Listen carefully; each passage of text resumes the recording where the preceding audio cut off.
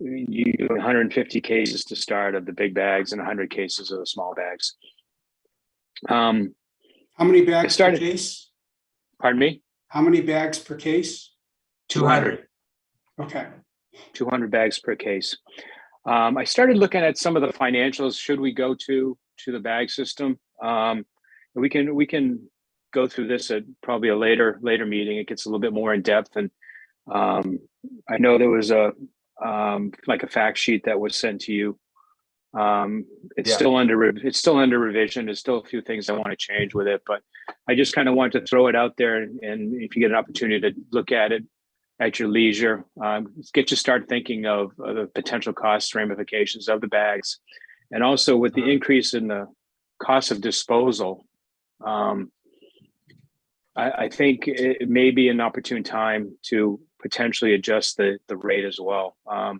It's my understanding it has rate was last changed pre 2015.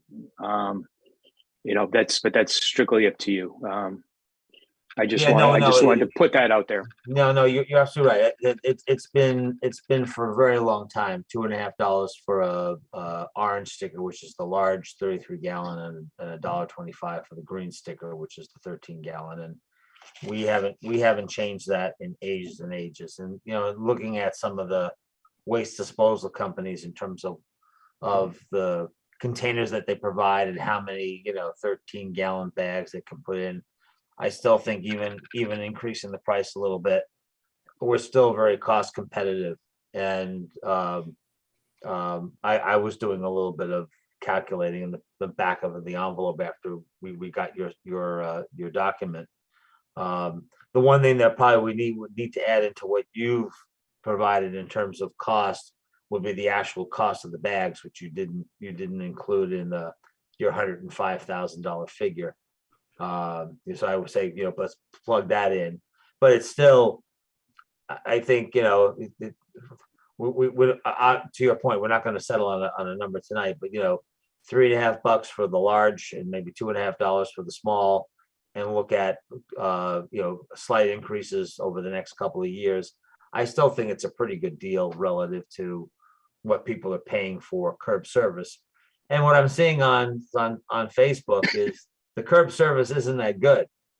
They're not coming. They're not coming to pick up the trash. So I think we have an opportunity. Plus, this will close the gap for those folks who are Bolton residents who are not buying stickers, and for those out of town folks that are coming in. We'll eliminate that issue. So I think we'll get better compliance, a little less stuff going into the bin. So I think it certainly be a win-win for all of us. Randy, Yeah, what would be distinguishing about these bags other than just having the Bolton on them? Would they be orange and white striped, or what? There are 4 different colors that are available. There's orange, violet, blue, and green, I believe. Just so not to get into potential blue-green color blindness type issues, and to probably make it stand out, I'd probably want to see a sample of like the orange or something to see how well that stands out. Yeah. I in the community I live in, we have yellow bags. Yeah. And I think that this works well because then at a distance, the folks who are manning the transfer station can see immediately whether or not people are complying. Typically it's a black bag for the 33 gallon, and it's a white bag for the 13 gallon kitchen. And if they're throwing anything other than a orange or a violet or a yellow, we know that they're Right. in violation. So it's not like we have to worry about and fish through to see whether there's a sticker on the bag, which is And I don't see those colors for sale in the supermarket or the other stores. No. I think, Stan, as we discuss this, I would separate out the 2 issues of compliance and breaking even. I think compliance is the bigger issue. I'd like to, and in terms of breaking even, I'm wondering if Randy could gather some information from surrounding communities that have a transfer station, what they're charging. So we know if we were comparable or in the ballpark. Oh, right, exactly. But I think we have to be cognizant of the fact that we've had it at 250 and 125 for a very long time. And maybe it's a gradual rise over a couple of years, but no, I think that would make sense to see how we can close the gap on that. I think. Yeah, that makes sense. If I Go may, ahead, I was Don. just going to say that when you look at increasing the fees, if you do it gradually, then I think just the fact that you've brought most, if not all, people into compliance, that's going to have an impact on our expenses, and certainly in a positive way. And then after 1 year, you can see, what that impact has been. So it may not, rather than try to get to a number all at once, if you do it over, say, 2 years, I think that could be very helpful. I'm glad Bob asked Randy for that information. What I was going to suggest is that with the goal of making whatever decisions you need to make at the next meeting, if there are any other questions that you have now for Randy, if you could share them with them, or if you think of questions after the meeting, you can send them to Randy and me. We'll make sure that we've got everything lined up for the next meeting. Yeah, I think actually a possible separate question, which we won't address tonight, is we have had some discussion about providing residents with a sticker to put in their cars to let them know, to let the DPW folks know at the transfer station that they're Bolton residents. We would have the garbage pretty well covered with the bags, but you still have people who may be dropping off recyclable materials who may or may not be a resident. So I know years ago we had a sticker that we put on the cars to identify that we were a Bolton resident, and even if we gave them away for free. But this is probably something that we don't necessarily need to engage you, Randy. It's just having something to identify, so that the folks at the transfer station can more quickly recognize whether someone is a resident or not when they come to the transfer station. Thank you, Stan. The great segue, because I think I brought this up once before in talking with Tessa David, the DEP inspector for our landfill and transfer station, and I think she works at Devon's. One of the things that's going to come out in the survey too, and the board needs to think about is the cost of the bags. How do you want that just to cover the disposal costs, our hauling costs, things of that nature? Tessa had told me that typically communities are charging for stickers, and the stickers will cover the cost of the operating costs, the power, employees, things like that. Basically the fixed costs. Mm-hmm. The disposal cost would be covered by the cost per bag or cost per sticker, or however mechanism you choose. So when I do the survey, I'm going to try and see if we can pull out those numbers and separate them somehow, or at least identify those that have stickers, don't have stickers, and if they charge, whether it includes operating costs and things of that nature. Whether we'll be able to get clean data, I don't know, but I just wanted to, give you a little heads up that, the data may be a little bit muddled. No, that's Right. fine. No, I hear you, because in looking at what you provided, I mean, there's the cost for disposal, but yet we have recyclables, we have bottles and cans, we have glass, we have mixed paper, and those kinds of things. So, maybe spreading the cost out a little bit with, charging something for the sticker might be helpful as well. So yeah, and if you look at the costs, way back when, you used to almost let anybody bring in recyclables because it was a market and you'd make a little bit of money on it. But now we're paying more to get rid of mixed paper than we do solid waste. wow. It's kind of counterintuitive, and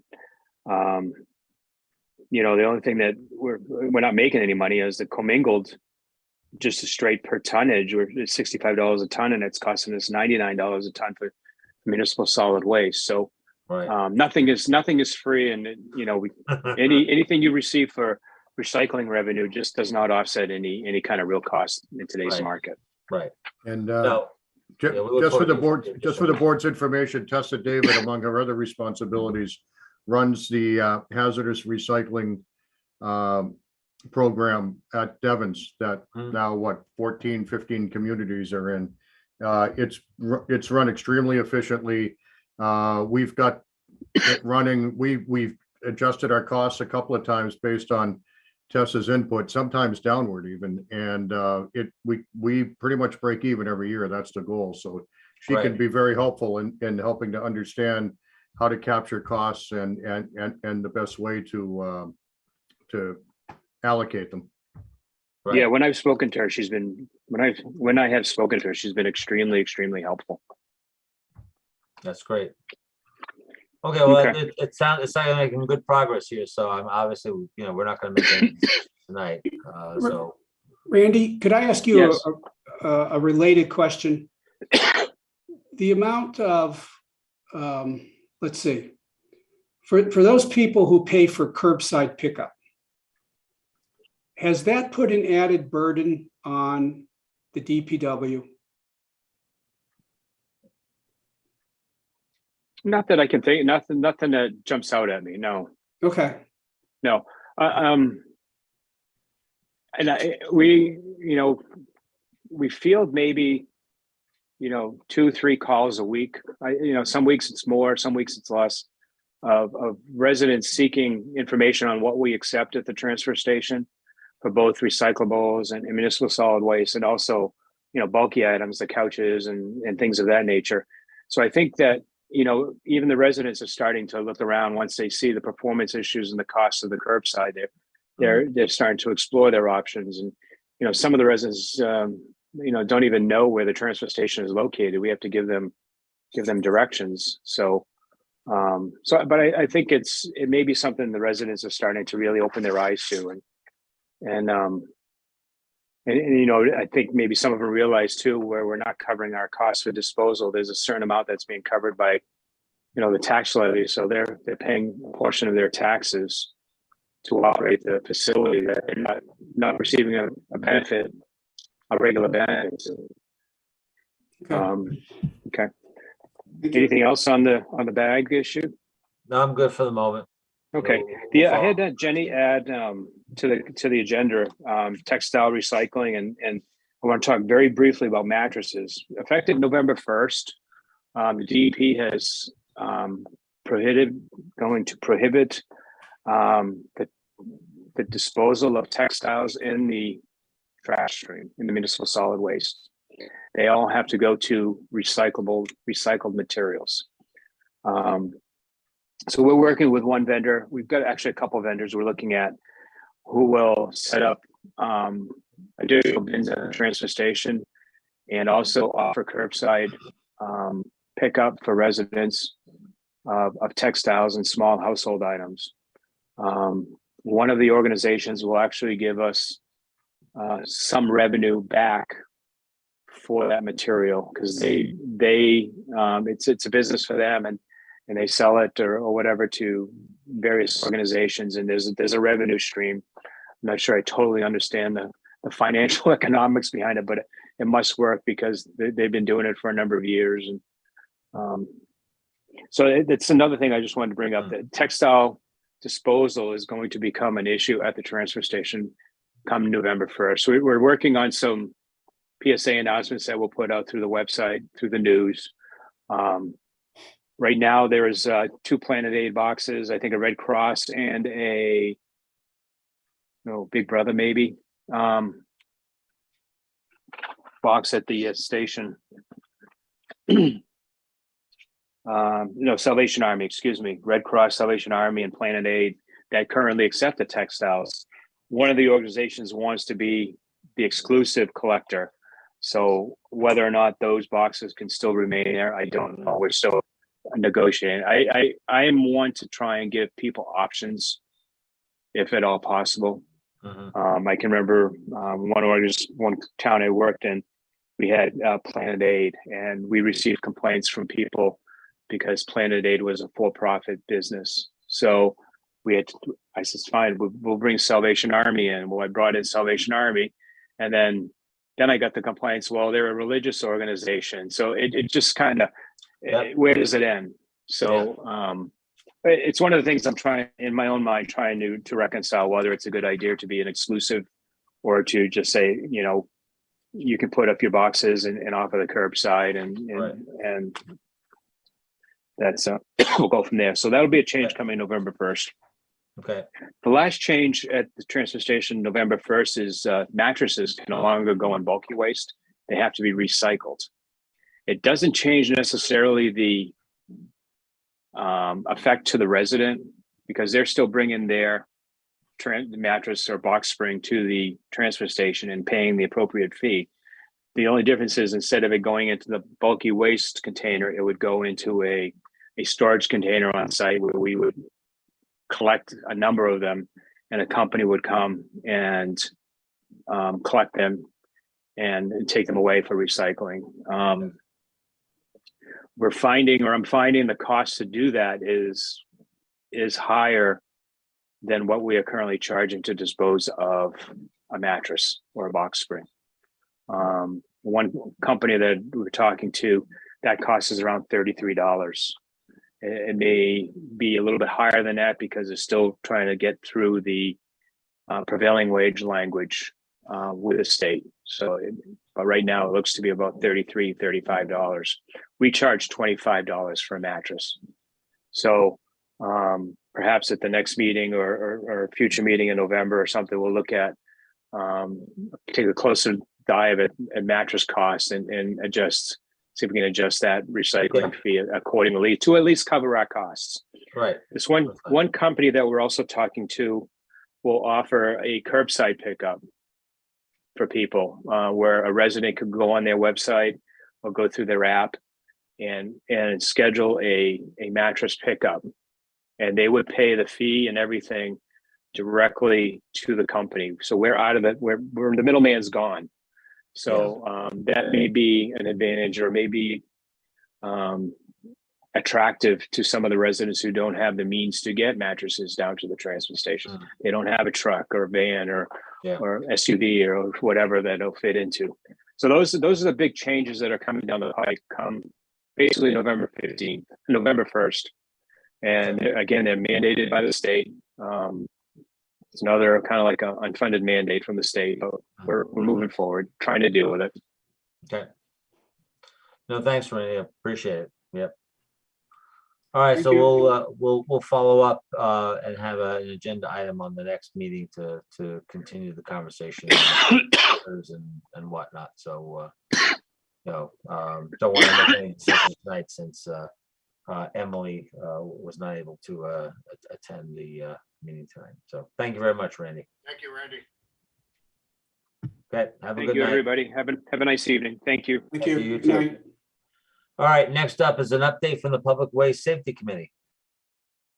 And we have someone from Public Way Safety Committee with us. Yes, hi, Mary Chumo, Hey, Mary, how are chairperson. you? Good. Shandy Carpenter's here. She's also on the committee. And unfortunately, Mike Keller and Steve McKeon had prior commitments, so they can't be here. Okay. So what's going on with the committee? Back in May, Jenny set up an online sign request form for us. In discussions with Randy, there was no policy. If we got inquiries, we would reach out to DPW, we reach out to the police, but there was no set of procedures involved. And so Jenny set up this online request process, and we have just received our 4th request.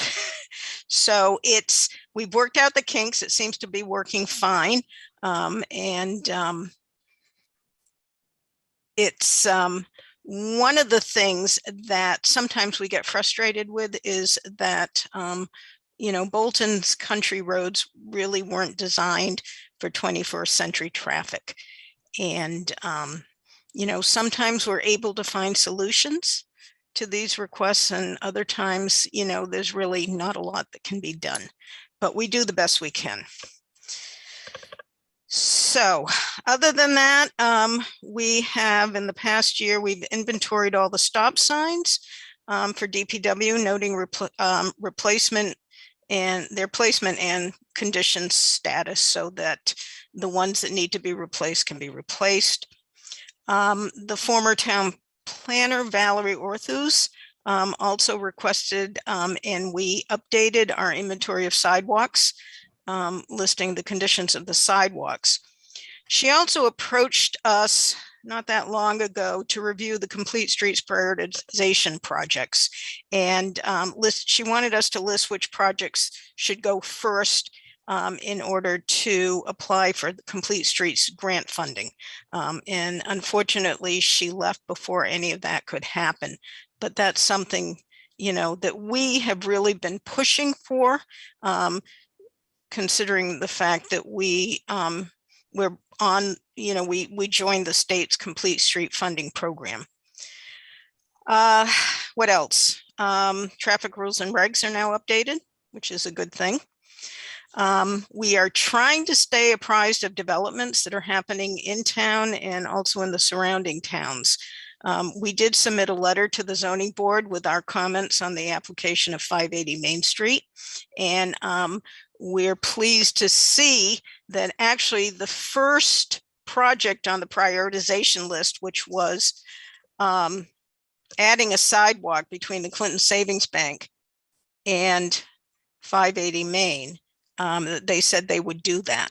And so when that happens, then the town will have a contiguous sidewalk from Clinton Savings Bank all the way down to the library, which is a good thing. We've been, looking at the distribution centers, that proposed distribution centers in Lancaster, but also in Hudson, and what their potential impact would be to Bolton roadways. And I was recently informed that there was actually a resident from Robley Road who attended one of the Hudson Planning Board meetings concerning the big 1.28 million square foot facility that's going to be going in Hudson. We have had residents from Robley Road appearing before our committee 2 years in a row now with concerns about increased truck traffic on their roadways. So, developments that are happening not just in Bolton, but in surrounding towns are starting to impact our roadways. And we just have to be aware of that and, try to come up with solutions on what we can do. We are a resource for the Transportation Task Group for the Master Plan Steering Committee. And we're also trying to be aware of the grant opportunities that are out there, especially now that there's a lot of money from the bipartisan infrastructure law. I attended a webinar on the Federal Safe Streets for All grant program. We have Complete Streets funding, and, we understand that the town just does not have the personnel to go for a lot of grants. And, down the road, we really encourage that, planning get some help in that, as well as DPW. Other than that, is there anything that the select board has questions or would like us to pursue? Mary, you mentioned the Complete Streets program and prioritization, which hasn't gotten done yet. Do you have a plan, or are you talking to the new town planner about working on that prioritization list? So the prioritization list does exist. It was done, and you can view it on the DPW website. There's a link to it. We have yet to meet with Todd. We're kind of waiting because he's got I think he has a lot on his plate, and but yes, we will meet with him at some point, and we will bring this up. Yes. Okay, great. Thank you. Well, first off, I want to thank you for coming tonight, because you're involved in a lot of things that I was unaware of. And I'm glad to see that those issues are being addressed, and it seems they're being addressed in a good manner. I was wondering if you had any goals or projects for the coming year. Um, that's not really something that we've talked about, Bob. But we can, I can put it on the agenda. We meet twice a month, and it's what we find is it takes a long time to get anything done. Oh, I So understand that, yes. yeah. So goals, yeah. I mean, we really want to pursue getting a funding through Complete Streets. We look at the other towns and they're already going gangbusters. Stowe has gotten, funding from Complete Streets. We did this a couple of years ago, and planning just hasn't had the time to get around to apply for funding. But the projects are there. We just need to write up the grant to get them done. Okay, Actually, and I've discussed this with Mary before. I just want to clarify something. It's more than just writing the grant. Once you've written the grant, the work only just begins. It's the managing of the grant. It's the managing of the project. It's the reporting on it. And we have gotten millions of dollars in grants over the past few years. We just haven't been able to pursue Complete Streets yet. It comes down to a matter of prioritization. We've gotten a couple of the grants that have done the intersections and so forth, but staffing, as Mary said, staffing is a problem. We've got a one-person planning department, and there's only so many hours in a day, and there are priorities that need to be addressed. I mean, I'm even working on continuing to try to offload some of the administrative stuff from the planner so that they can focus on some of the bigger picture things. So yeah, I mean, Complete Streets is not a low priority. We just have too many high priorities right now. Because we did put upfront work into getting money for Complete Streets and getting the prioritization done and all that. So the next step is being able to pursue a project, but it also needs to be pretty much shovel ready. We can't just go to them with a vision. We have to have something that's pretty much, as I always say, you have to make the but for argument. But for the money, we could go forward with this project. So there's a lot of upfront work to do before you write the grant and then after you write the grant. And as I always refer to myself, it's been almost 14 years, but I'm still a recovering grant writer. So I can attest to the work that goes into it. Okay, great, Okay, that it? great. Yeah, Thank no, you, Mary. thank you.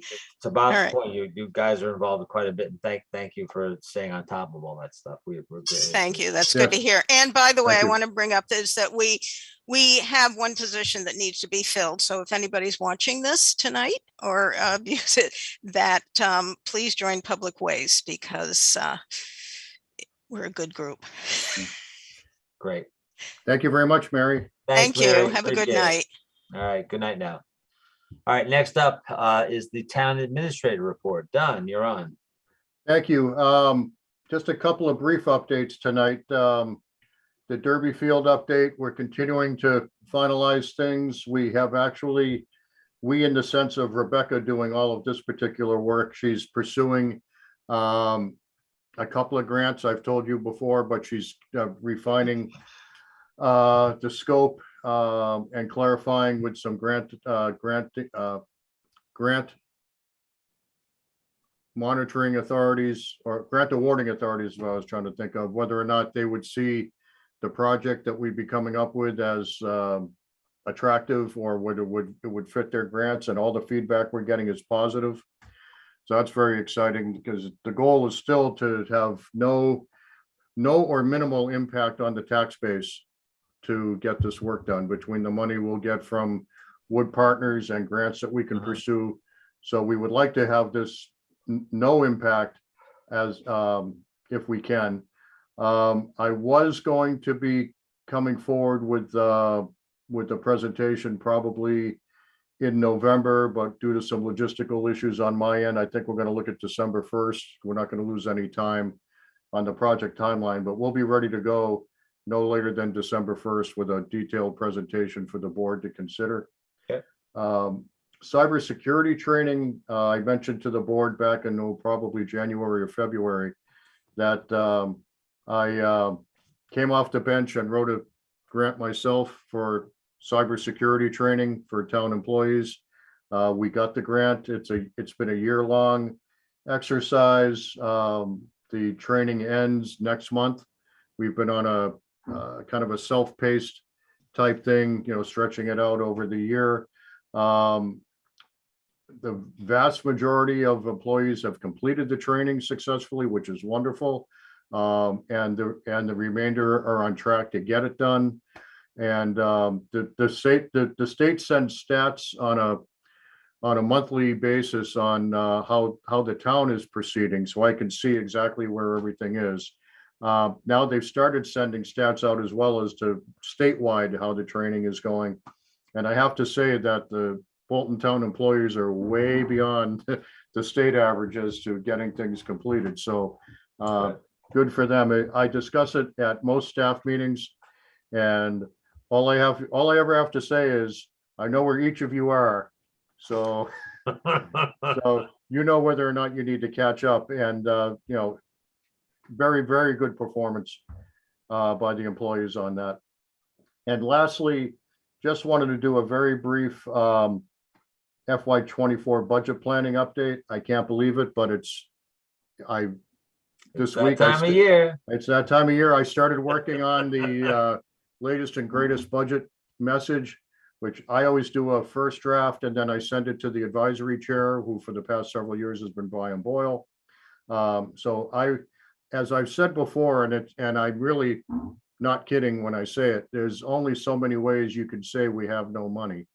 And I did a first draft. I sent it to Brian, who always has excellent edits and suggestions. This year was no exception. So, and then we had a follow-up talk. So the message is pretty much written. Brian is going to be reviewing it with advisory next Tuesday evening. And then the plan is for it to go out along with all the budget spreadsheets, all the worksheets for the department heads on Wednesday morning, barring any last minute complications. But in short, the message is, we know that there's a lot of cost pressures out there right now. And we can't just sit here and say, level fund, level fund, level fund. We will be encouraging the department heads to be as conservative as possible, and to level fund where they can, but also having some realistic expectations that we can't just level fund everything every year. So that's the general theme. I always tell them not to include wages, just assume the current level for wages, and we'll deal with that later. But also the message is to do the same with energy, because as we all know, energy is volatile right now. At the last select board meeting, you authorized me to lock in an electricity rate when I thought the time was appropriate. And I saw a little drop in the pricing, and then it's starting to come back up again. And then OPEC isn't doing us any favors either, although the main driver for electricity is liquefied natural gas, actually. So this week I locked in a rate of 14 cents a kilowatt, starting January 24 to January 26. 2 years ago, 14.5 cents would have sounded crazy.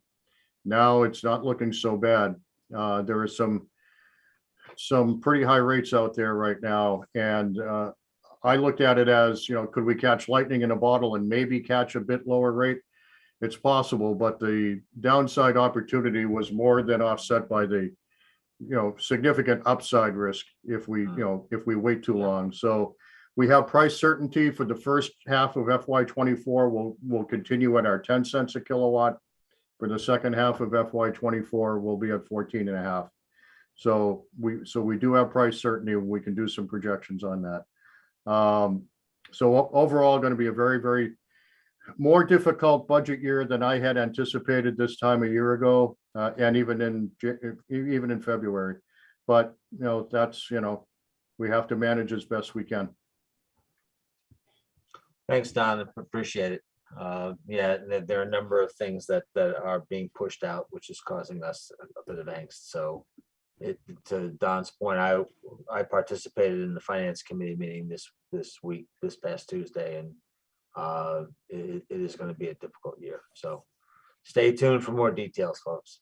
So unless you have any questions, that's all I have for this evening. Thanks, Don. No, Bob, anything? No questions. Okay. Next up is select board business. The first agenda item is public service announcements. Bob, do you have anything? Yes, I would like to note the passing of Reverend Richard Jones. He was best known as the minister of the First Parish Church, but he played a much larger role than that. He was very active in all kinds of civic and town affairs, town events, sort of omnipresent on public affairs. And I want to offer my condolences and the town's condolences to his family because we've lost a great friend.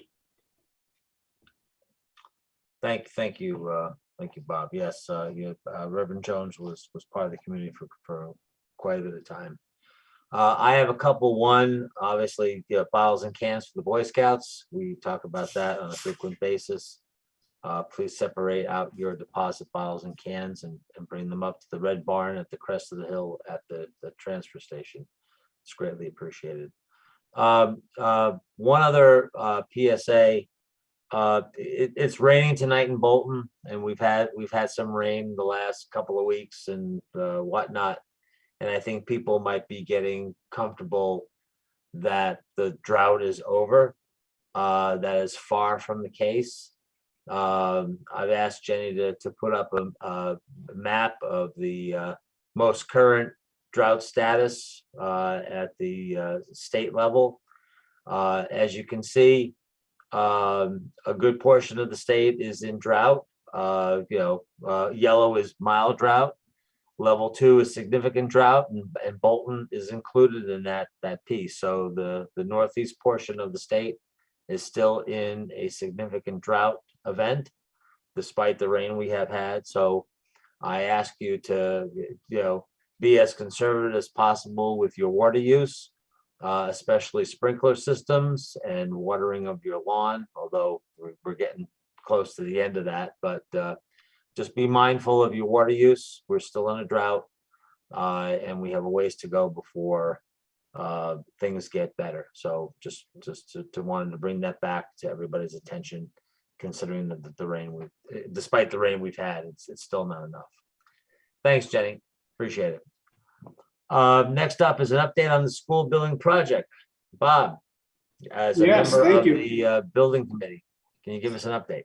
Yes, thank you. Well, we're starting a project. Well, we're continuing a project started in 2019 when the school district applied to the MSBA, the School Massachusetts Building Authority, for a statement of interest on updating the high school.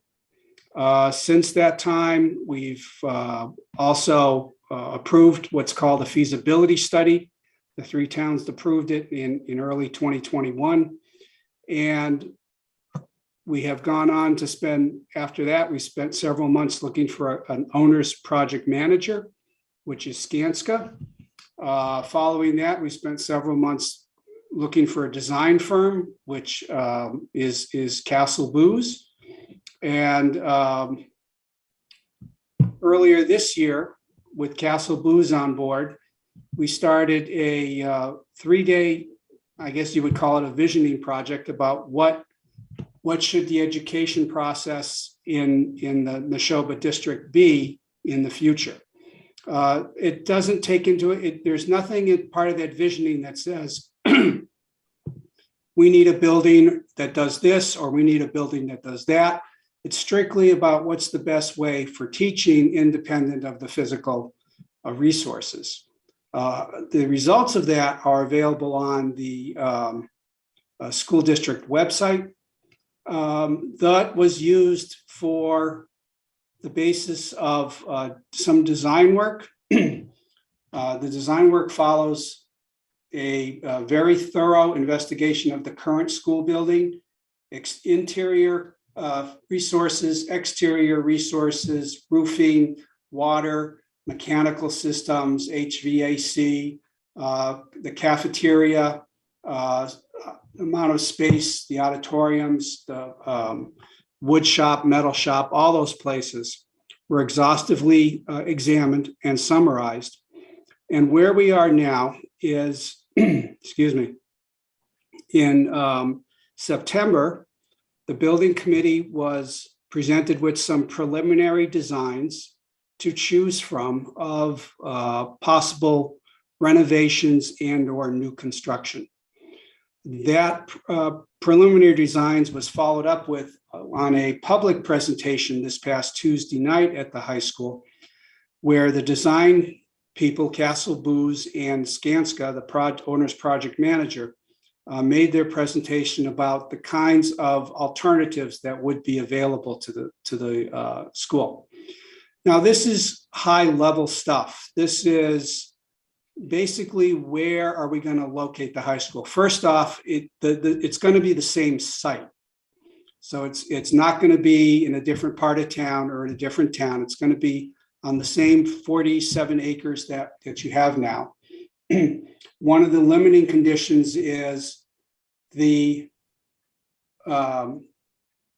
gas pipeline that runs through the entire property has not been hardened enough to permit construction vehicles to go over it. So basically, all the alternatives are from the gas pipeline to Main Street.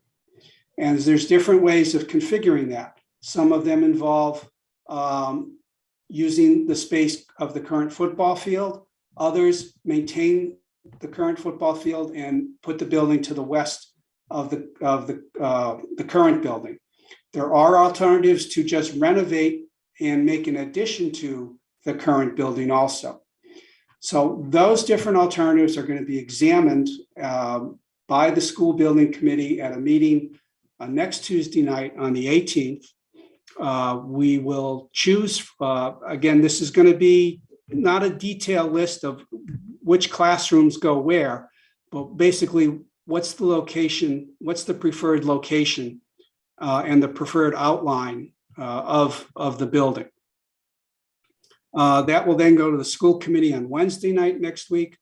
And assuming the school committee confirms that decision, it will go to the MSBA for their approval of the process by which we made that decision. Assuming we get that approval, there are a couple more things to do that will take up the next part of the year. And we would expect that sometime between September and December of 2023, roughly a year from now, we would be coming back to the towns for a decision with more detailed plans on the high school to whether or not to go ahead and basically ask for the money to renovate and or build a new high school. So that's a high level of where we're at and where we're going. And any questions you may have, I'll try to address. Yeah, Bob, one that I have is that on Tuesday, this past Tuesday, when during the forum, there was an additional option for F, which was discussed, but there was no prior information on that option. I guess that option was sort of a hybrid renovate, tear down, and add new. And there was no information there was no side presentation or details on that option. And my understanding is potentially you as the school building committee may be reviewing that on the 18th. Is any of that going to be available for the public to take a look at prior to the 18th? I asked that question by email of our committee chairman today. I have not received a response yet. Okay, because I think that's important. It was a bit of a surprise to a lot of people that was presented. My understanding is that when I talked to Amy Cohen, who was on Wednesday, about something related to that, but she had indicated that she had not seen that. So I'm assuming you didn't see anything either, other No, than, prior to Tuesday night, I had not seen or heard anything about an option 4F, which is the one you're talking about. right, okay, And today, as I said, I sent a follow-up email to say, is this something we're going to have to consider and be presented with on Tuesday? And I don't have an answer to that yet. okay, all right, well, just keep us up to speed on what's going on with that. That'd be great. Okay, I have nothing else. okay. All Thank right. you. Thank you. Thanks, Bob. We appreciate it. Next up, future agenda items for discussion. Bob, do you have anything? Nothing tonight. Yeah, maybe Don, maybe at some point, I know we had the Boy Scouts in a couple of meetings ago talking about their help in diverting some of the bottle and can stream from the recyclables. I don't know if anything has happened with that. I know that they were asking about having some bins and whatnot. Maybe getting a brief follow-up on that would be great for a future agenda item, maybe next time, or maybe one in November. That'd be great. I'll be happy to reach out to them. I've not heard from them since the last meeting, so Okay, I'll be happy to Great. follow up on that. okay, great, thanks. Next up is execute the warrant for the 2022 state elections. I don't have anything to discuss, so I'll just make a motion that we execute the warrant for the 2022 state election. I will second that. All those in favor signify by saying aye. Aye. Roll call, Sikansky, Aye. Waisaki. Aye. Thank you. Okay. Next up is a discussion of liquor license fees. So, Mr. Chairman, this goes back a year ago at this time when there was some discussion and some interest in increasing the liquor licensing fees. And it was decided by the board that being in the middle of COVID, maybe that was not the right time to be increasing fees for businesses. So we kept the fees as they were. Right, So it's time to review that again. We will need a decision tonight because the notices need to go out tomorrow to the establishments, telling them what the fee will be for the next year, whether it's going to be the status quo or something Right. different.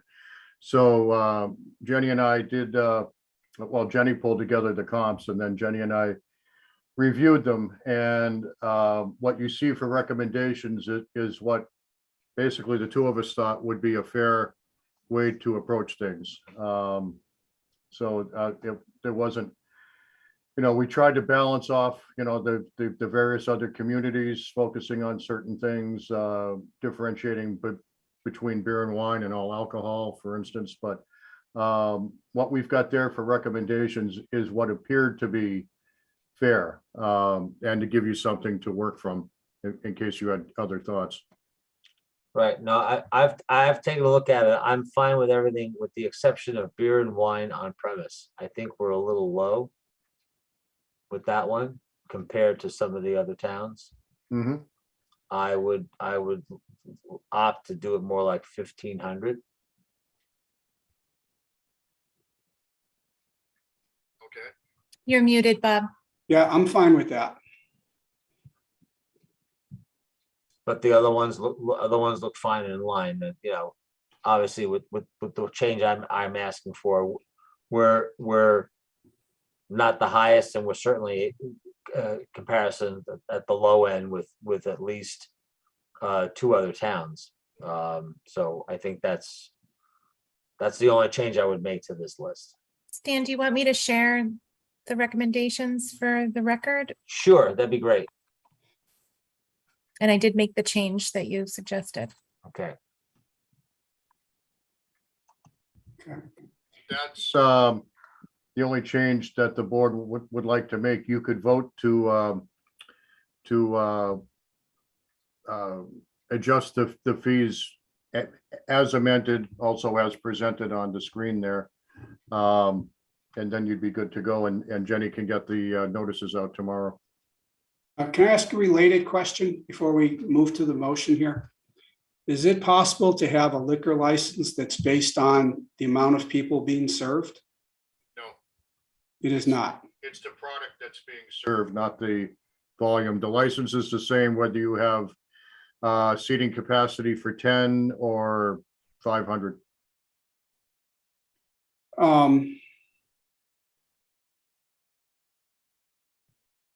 Into what bucket would the live tournament fall?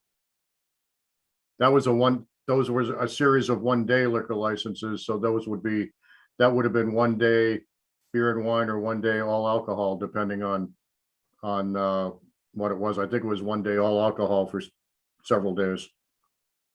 And that would have been the $25 or $50. Yes. Can we have another category for that? Not really. We don't get to make our own categories. I will say that's the only time that I can remember that we issued a 1-day all alcohol license. I agree with Jenny. I think all the other, and we haven't done 1 days for a while, but all the other one days that we've done have been beer and wine.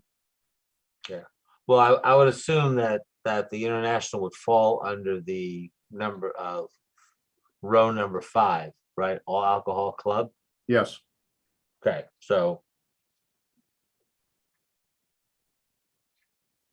No, that's fine for the year-round operation. It just, I've Yeah. gotten some feedback that the lines at the live tournament were more than a dozen deep. So it seems, $50. yeah, I agree with you, Bob. That's kind of crazy. I mean, that's not unusual for a golf tournament. And I guess you have to keep in mind, are you setting the fee structure based on the assumption that Liv is coming back? Or are you setting the fee structure based on anyone in the future that might be pursuing a 1-day all alcohol? No, I understand that. I understand that, someone else could just be having a smaller event.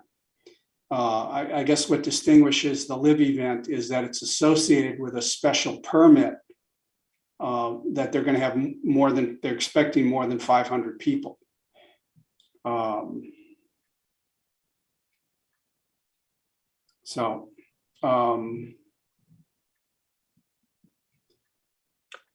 yeah, it doesn't seem right that a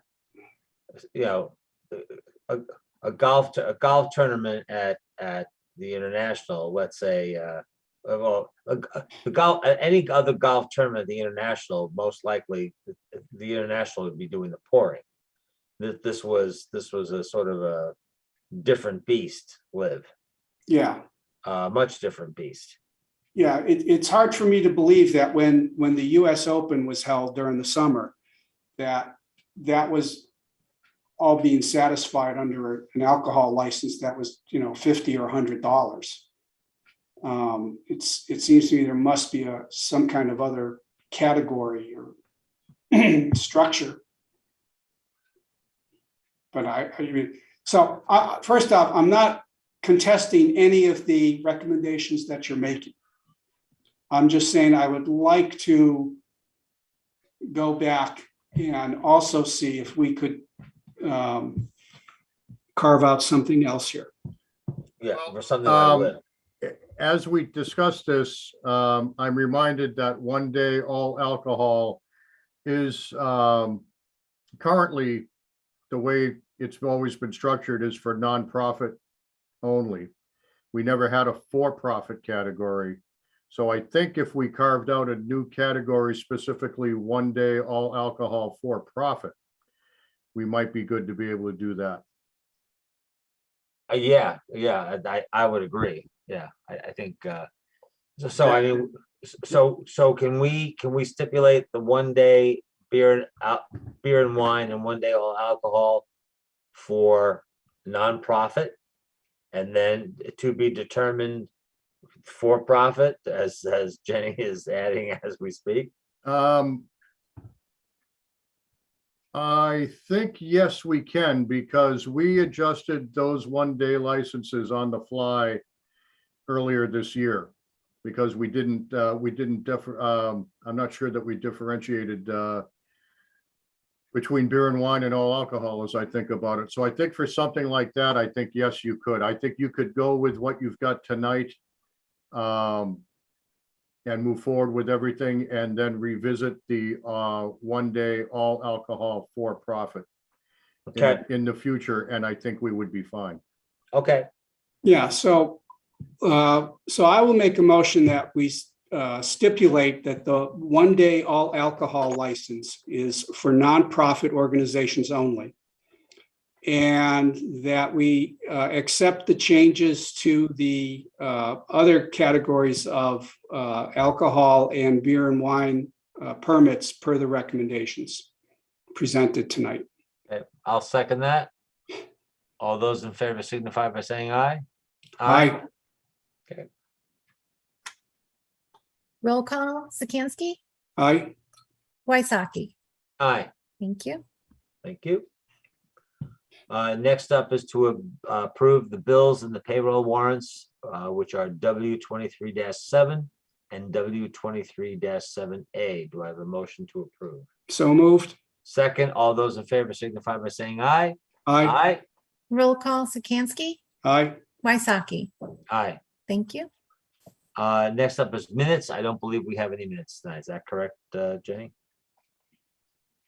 Oops, that is correct. Okay, so we have no minutes. Mr. Lowe, do we want to pass over the executive session this evening? Yes, given that we don't have a full board tonight, it's always been the board's practice to defer if possible, things of that nature. And Yep. and I see no harm in deferring it for the next meeting. All right, so we will pass over the posted executive session. And so is there anything else that we need to address? And if not, I will take a motion to adjourn. So moved. Second, all those in favor signify by saying aye. Aye. Aye, Roll call, Sikansky Aye. and Waisaki. aye. Thank you. And the time for the record is 8:02. Great. Well, good evening, everyone. Thank you very much for attending, and stay tuned for another exciting session of the Board of Selectmen meeting.